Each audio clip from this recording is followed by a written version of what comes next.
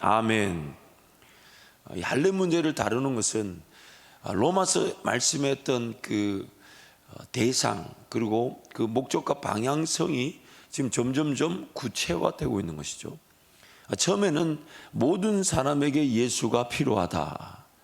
이방인이든 유대인이든 간에 하나님께 선택했던 백성이든 혹은 하나님을 전혀 몰랐던 사람들이든 간에 차별이 없는 복음은 누구든지 예수를 믿을 수 있게 하는 능력인데, 그것은 이방인이든지 혹은 유대인이든지 간에 모두에게 필요하다. 그래서 1장에서 보면 복음은 모든 이들을 위한 복음이다 라고 전제해 놓고, 또 2장에서부터 이제 구체적으로 이제 하나님의 어떤 선택과 하나님의 어떤 예정에 따라 하나님을 섬길 수 있게 되었지만, 그 하나님을 섬길 수 있는 자리에서 인간적인 어떤 종교 생활에 머물러 있을 수 있는, 하나님을 섬긴다 했지만은 예수 그리스도를 기다렸던 그들이 오히려 예수 그리스도를 알아보지 못했던 그 안타까운 상황들, 그 유대인 그리스도인들에게 점점점 그 방향과 포커스가 전환되고 있습니다. 그러면서 이제 이 4장에서 이제 할례 문제를 다룬다는 것은 더욱 이제 그 방향과 대상이 더 구체화되는 것이죠. 이방인들에게는 사실 이 할례 문제가 없었죠. 오히려 이 할례를 받은 유대인 그리스도인들이 할례를 강조하는 이 할례에 대한 오해를 분명히 가지고 있었습니다. 그래서 이제 사도 바울이 이제 로마서에 그런 점점점 대상과 어떤 내용의 목적 방향이 이제 교회 안에, 다시 말해 하나님을 섬긴다 하지만 인간적인 종교 생활에 빠져 있는, 갈라디아 말씀을 인용하자면 성령으로 시작하였지만 육체로 마칠 위기에 빠진 그 성도들, 그들을 향하여 이제 포커스를 점점 옮겨가고, 오히려 차가운 사람들, 이방인과 같은 사람들이 하나님을 더 쉽게 아니면 더 정직하고 진실되게 만날 수 있다는 것이 더 우리에게는 안타까움일 수 있다는 겁니다. 그래서 로마서 4장 1절 12절 말씀, 오늘 본문까지 내용은 사도 바울이 두 가지 질문을 던지고 있습니다. 이 사도 바울이 두 가지 질문에 첫 번째 질문은 아브라함의 행위로 의롭다함을 받은 것인가, 하나님의 전적인 선물인 믿음에 의해 의롭다함을 받은 것인가. 이게 1절부터 8절까지 질문이었습니다. 아브라함이 과연 그가 하나님의 음성을 잘 들었고, 그가 하나님께 잘 순종했고, 그가 어떤 능력이 있어서, 그가 하나님의 그 말씀에 제대로 반응해서, 그가 하나님을 하나님답게 믿었고, 그가 하나님 하는 말씀답게 순종했는가? 아니면 그럴 수 없는 아브라함이 하나님의 전적인 인도하심과 믿음에 따라 기회 하나님을 인정하며 하나님을 하나님답게 믿을 수 있었는가? 전적인 선물인 믿음에 한 것이었는가? 아니면 아브라함 그 사람이 탁월한 행위가 있었던 것인가? 성경은 말하죠. 아브라함이 탁월한 행위가 있었던 것이 아니라 하나님이 그를 끝까지 품어주시고 인내해 주셔서 기어이 하나님이 선물로 주신 믿음으로 아브라함이 하나님을 하나님과 함께 섬길 수 있었다는 것입니다. 두 번째 질문이 오늘 본문 9절에 12절이죠. 두 번째 질문은 의롭게 여겨지는 복은 할례자들, 즉 유대인에게만 주어지는 것인가, 아니면 무할례자에게도 주어지는 것인가. 오늘 우리에게도 이것이 있던 우리 현대판 율법주의, 오늘 현대판 종교 생활에 갇혀 있는 우리에게도 또 다른 측면의 적용이 필요하겠지만은, 당시만 해도 이 유대인 그리스도인들에게는 굉장한 영적인 부담이 있었습니다. 제가 2017년 이제 담임 목사로 취임하기 전에 교회 배려로 이제 DTS 훈련을 갔었죠. 그리고 DTS 훈련을 마치고 이제 아웃리치를 이스라엘에 한 달을, 이제 러시아로 한 달을 갔었습니다.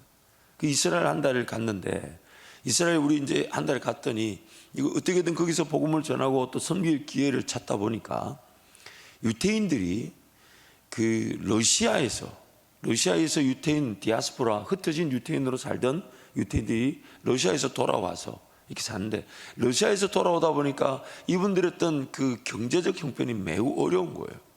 그러니까 이제 유태인 그 자선 단체들이 그 이제 러시아에서 막 이제 들어온 이제 그 집단의 촌을 이루고 사는데, 그 사람들을 섬길 이제 그 기회를 이제 우리에게 이제 좀 도와달라 해서 자원봉사를 가게 됐어요.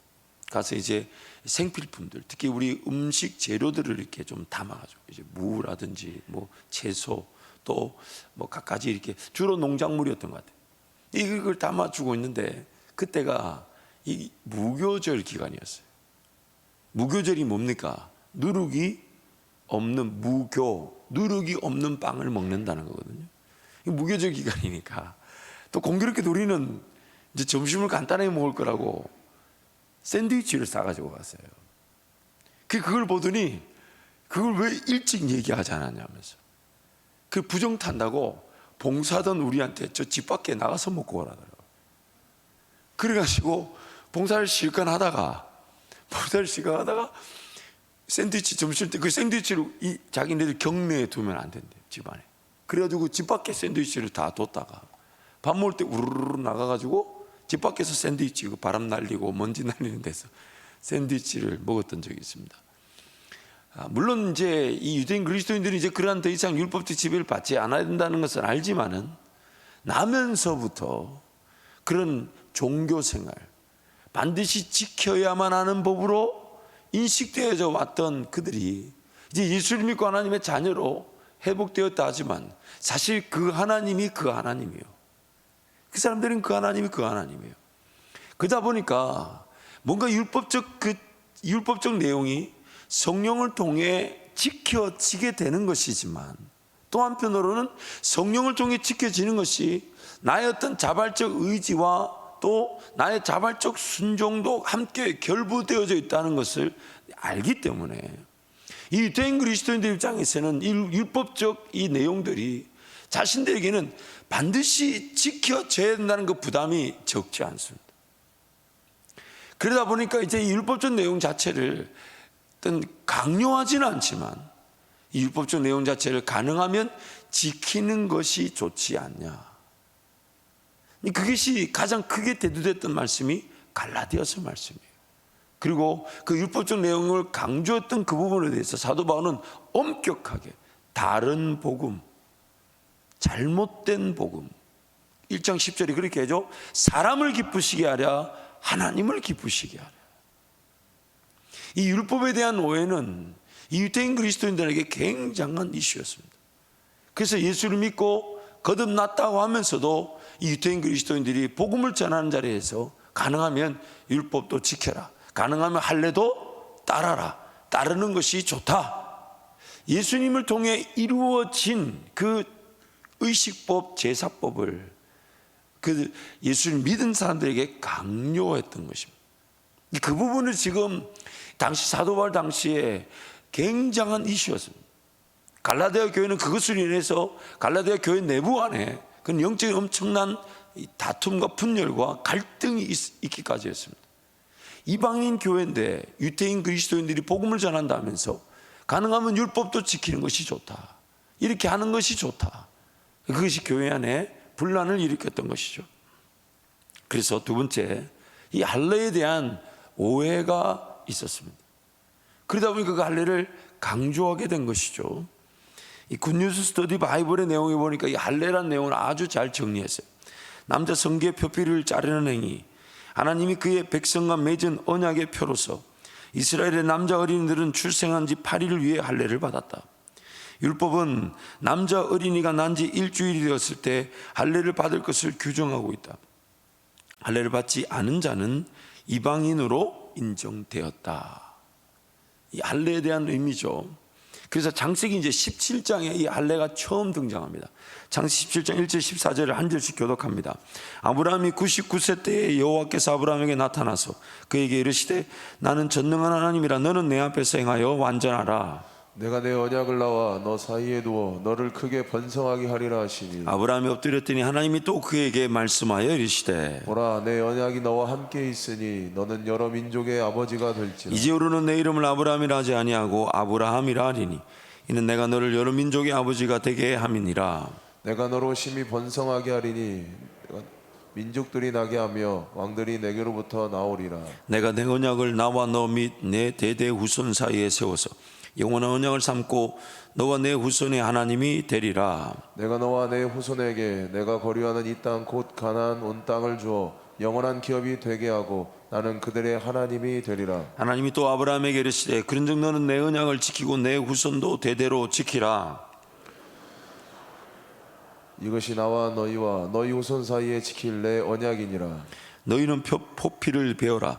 이것이 나와 너희 사이의 언약의 표징이니라. 너희의 대대로 모든 남자는 집에서 난 자나 또는 너희 자손이 아니라 이방 사람에게서 돈을 산 자를 막론하고 난진이 8일 만에 할례를 받을 것이라. 두 절 함께 갑니다.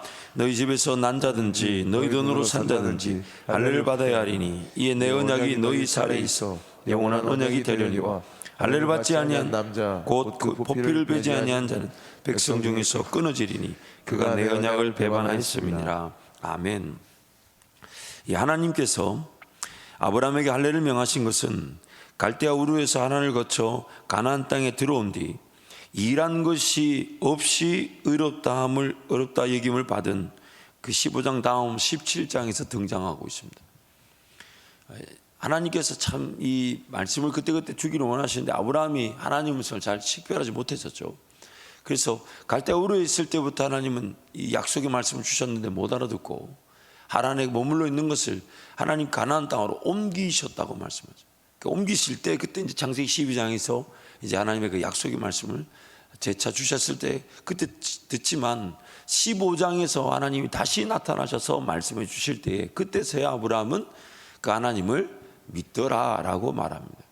못 알아듣던 아브라함이 듣고 또한 그 듣는 과정 속에 어떤 하나님의 그런 능력과 권세를 맛보면서 애굽에 내려갔다가 거짓말했지만 오히려 거기서 하나님은 바로 왕을 꾸짖고 아브라함에게 복을 주셔서 가나안 땅으로 올라오게 하시고 조카 롯을 9개 나라 왕들이 싸우는 전쟁터에 나가 고작 300여 명의 자기가 기르던 일꾼으로 조카 롯을 구원해 오고 또 그 전리품들을 가지고 오는 길에 하나님이 이 살렘 왕 멜기세덱 즉 여호와의 제사장을 만나 그에게 10의 1조를 드리는 그런 은혜도 누리게 하시고 그러면서 이제 15장에 와서 하나님 말씀을 들을 때에 그 하나님을 경험하고 조금 느꼈던 아브라함이 이분이 하나님이신가 보다 그제서야 반응을 했다는 거예요.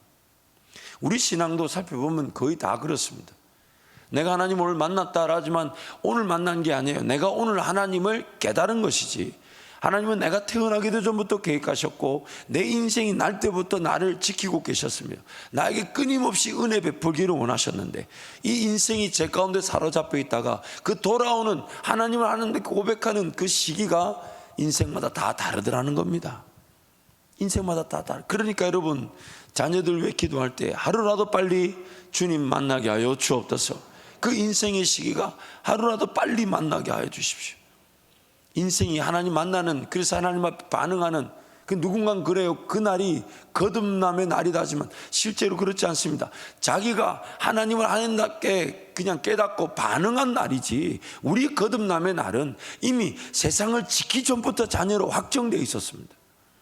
그리고 그 자녀를 되찾아오시기 위해 예수 그리스도를 통해 구원의 사랑을 우리가 부르지도 찾지도 필요성을 인지하지도 않는데 건져내신 거예요.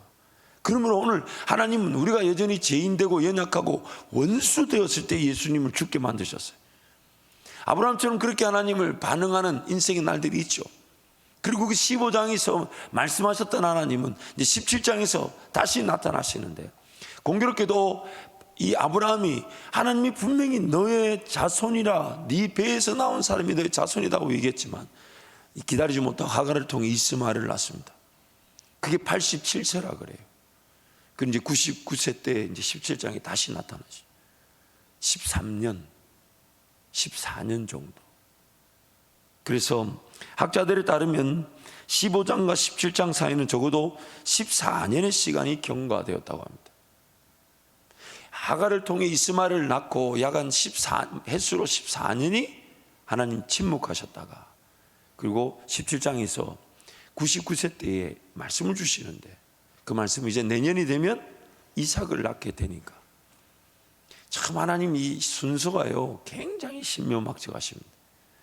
분명히 하나님 하갈을 통해 이스마엘을 낳았을 때 할례를 명하지 않으셨어요. 그 이삭을 낳고 난 다음에도 할례를 명하지 않으시고 낳기 전에 명하셨어요. 이 무슨 의미가 있냐면요, 한번 생각해 보세요.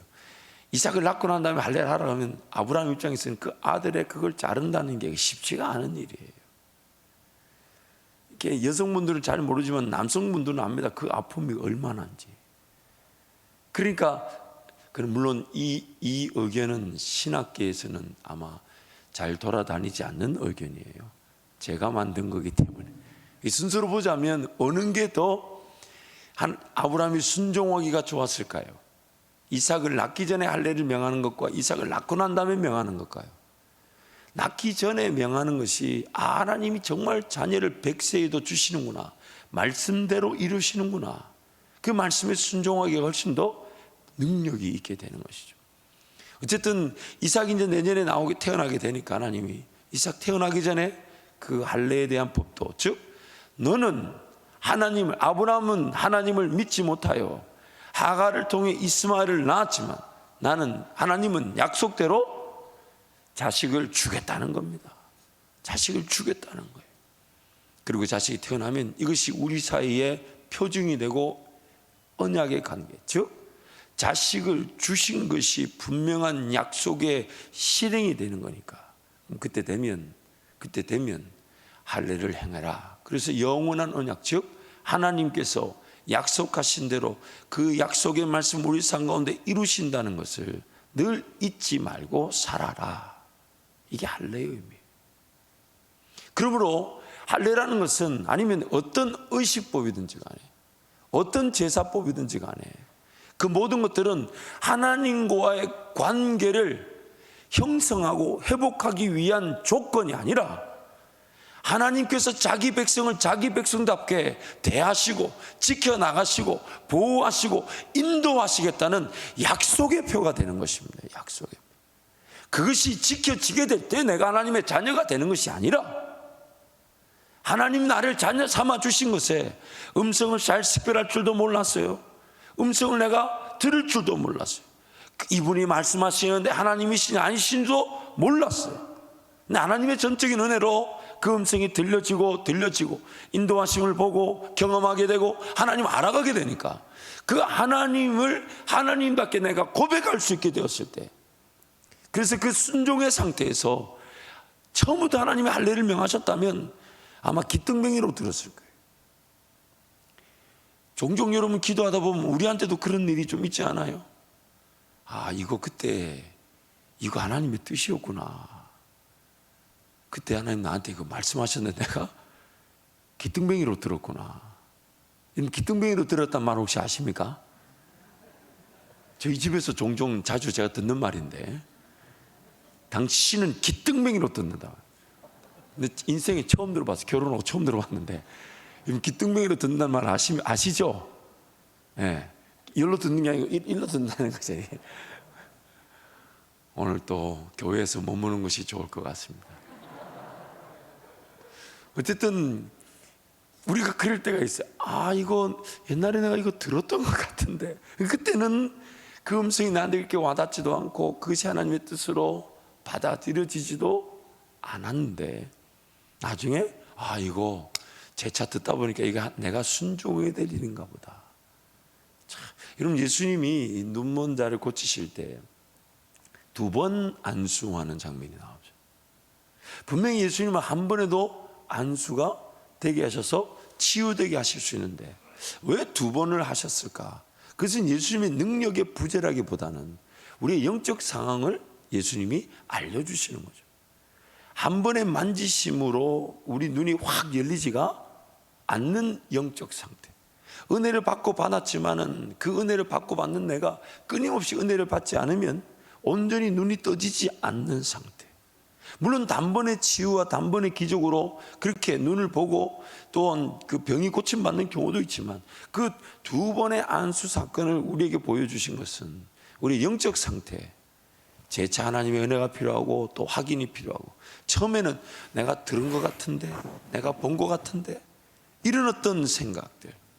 그러나 하나님 다시 확인해 주십시오. 하나님 제대로 보게 해 주십시오. 제대로 깨닫게 해 주십시오. 이게 오늘 우리의 기도의 자리지 않습니까?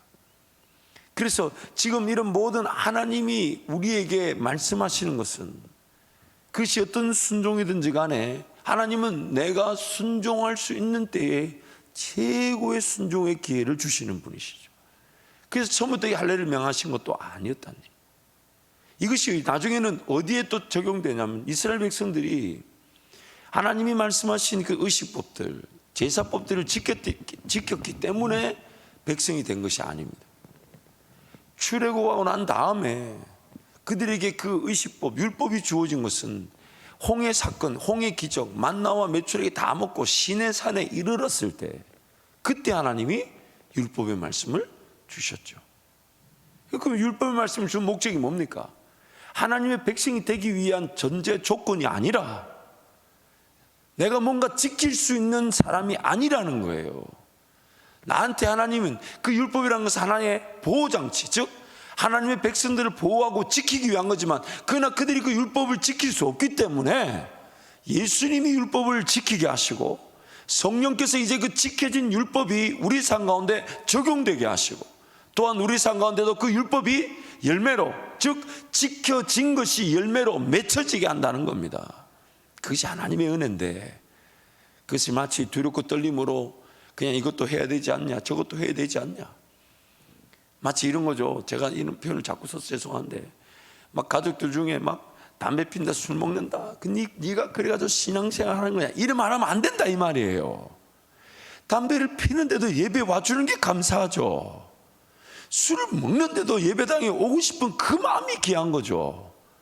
이미 담배 피고 술 먹는 사람이 예배당 올 때마다 얼마나 부담이겠어요. 얼마나 부담이겠어요. 우리가 술을 먹어주지 못할지라도 술을 좀 뿌려놔야 되지 않을까요? 차라리 그분 술 냄새가 나지 않도록. 물론 과한 표현이지만 환경은 오히려 우리가 누구든지 하나님을 만날 수 있는 일에 그 어떤 장애도 있어서는 안 된다는 것입니다. 그 어떤 장애도. 그래서 할례로 인한 문제는 그것이 하나님과의 관계, 즉 의인이라 불리기 위해서 반드시 지켜져야 하는 조건으로 대두되는 것이었습니다. 하나님과의 관계 시작을 위해서는, 회복을 위해서는 너 이렇게 해야 된다, 이게 잘못됐다는 거예요. 갈라디아서 6장 12절 말씀 우리 함께 선포하겠습니다. 억지로 너에게 할례를 받게 하면 그들이 그리스도의 십자가로 말미암아 받게를 원하리 한 뿐이라. 아멘. 억지로 할례를 받게 한다. 심지어 갈라디아 교인들은 5장 1절에서 4절 내용을 보면 갈라디아서 5장 1절 4절을 보면 이미 이 할례를 우리 가운데 적용해야 되지 않냐라는 동의가 일어난 상태였다고 합니다. 할례를 강조하는 유대인 그리스도인들의 목적은 그들이 의도했던 그렇지 않든 간에 신앙적 자랑을 자기 자신에게도 두고자 하는 겁니다. 그래서 6장 13절 말씀 이렇게 함께 선포하겠습니다. 할례를 받은 그들이라도 스스로 율법을 지키지 아니하고 너희에게 할례를 받게 하려 하는 것은 그들이 너희 육체로 자랑하려 함이라. 너희들도 그렇게 할례를 받으면 우리처럼 그렇게 하나님의 선민으로 살아갈 수 있다. 자랑할 수 없는 은혜를 받았음에도 할례를 강조하는 것은 율법에 대한 오해 그리고 두려움 때문입니다.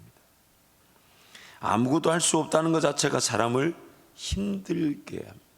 우리 이 부분을 좀 나중에 살펴보겠지만 우리가 하나님을 섬기는 일에 가장 힘든 부분이 뭐냐면 내가 할 수 있는 게 아무것도 없다는 거. 사실 이게 힘든 거예요. 막상 내가 하면 문제가 되고 어려움이 되고 아픔이 될 텐데 내가 뭔가 할 수 있는 게 없으니까 답답한 거예요.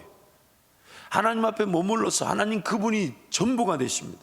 하나님이 계획하셔야 됩니다. 하나님이 계획하신 것이 하나님의 방법과 능력으로 이루어져야 합니다. 하나님이 열매를 맺으셔야 합니다. 이게 우리의 고백인데 아무것도 보이지 않아요. 아무것도 할 수가 없는데 자꾸만 할 수 있는 것처럼 여겨진 아이디어와 계획들, 방법들, 그게 오히려 문제잖아요.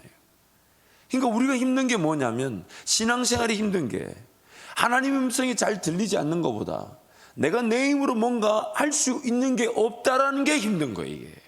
이게 힘든 거예요. 그러니까 신앙생활에 적지 않은 시간이 이 힘을 빼는 시간, 제가 이것을 어제 다른 말로 자기 죽음, 즉 광야 훈련. 하나님이 걸어가게 하시면 가는 거고 아니면 하나님 앞에 끝까지 인내하는 건데 하나님의 뜻을 확인하기 위해 살아가는 인생인데 하나님의 뜻을 기다리지 않고 직업이든 사업이든 일터든 자기 삶을 결정했던 이유가 뭡니까? 뭐라도 해야 되지 않나 이거예요. 아무것도 하지 않고 우리는 일한 것이 없이 의롭다함을 받았고 아니 오히려 일하면 안 된다는 것이 성경의 가르침인데 뭘 자꾸 하려고 해. 또 이게 하려고 한다 이렇게 말하면 이렇게 돼요. 또 교회 안에서 뭐 봉사하려면 이렇게 말합니다. 우리가 하는 게 아니야. 그럴 때는 손가락을 써 주셔도 괜찮습니다. 이런 표현 참 하면 안 되는데 죄송합니다. 그런 성령으로 감동을 받은 사람이 내면 변화를 통해 성령의 인도하심에 따라 헌신할 기회를 사모하는 것인데, 우리는 일할 필요가 없어. 제가 너무너무 안타깝지만 처음에 미국 갔을 때 그 성도들의 잘못된 오해가, 교회가 1년 만에 120명이 모이던 교회가 1,500명이 됐어요. 공교롭게도 세례는 단 한 명도 주지 않았죠.